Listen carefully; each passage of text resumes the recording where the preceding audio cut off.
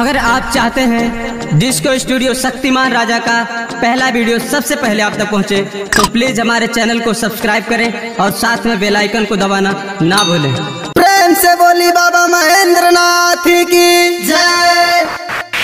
बोल बम जय शिव हर हर, बोल बम जय शिव हर हर।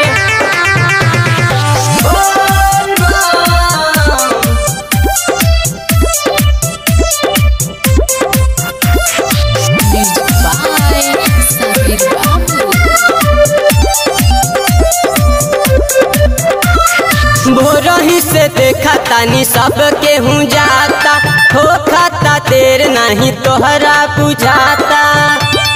ए जी सुनना, भोरही से देखा तानी सब के हूँ जाता, हो खाता देर नहीं तोहरा बुझाता।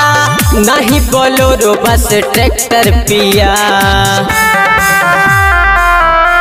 दहेज के स्प्लेंडर पिया, वहीं से चली देवघर पिया।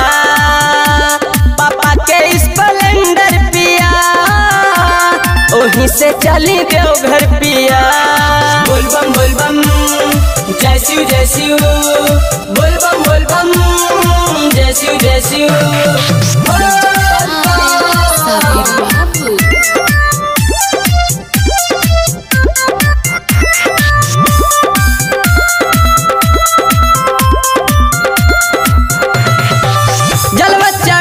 चल के पहला सोमारी, कृपा कर दी है भोले बाबा त्रिपुरारी।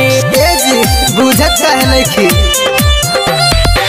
जलवा चढ़ाई चल के पहला सोमारी, कृपा कर दी है भोले बाबा त्रिपुरारी।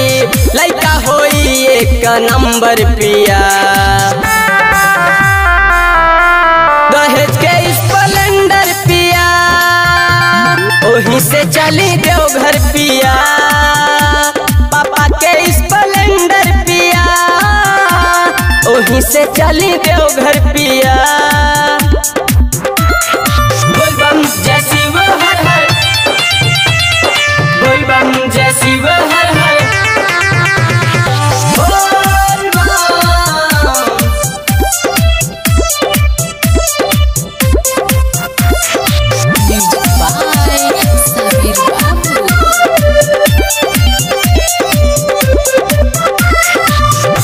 मनोज पिया देर जनी करी, देवरू सूरज गाड़ी बाहर निकारी। का हो लेट करैबा जाना सूरज। सुनी मनोज पिया देर जनी करी, देवरू सूरज गाड़ी बाहर निकारी। लादी कमर एगो डेंजर पिया, दहेज के स्प्लेंडर पिया, वहीं से चली देवघर पिया। पापा के स्प्लेंडर पिया, वहीं से चली देवघर पिया।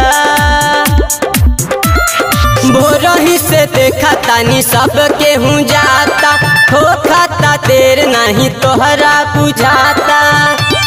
ए जी सुनना, भोरही से देखा तानी सब के हूँ जाता, हो खाता देर नहीं तोहरा बुझाता। नहीं बोलोरो बस ट्रैक्टर पिया, दहेज के स्प्लेंडर पिया, वहीं से चली देवघर पिया। पापा के स्प्लेंडर पिया, वहीं से चली देवघर पिया।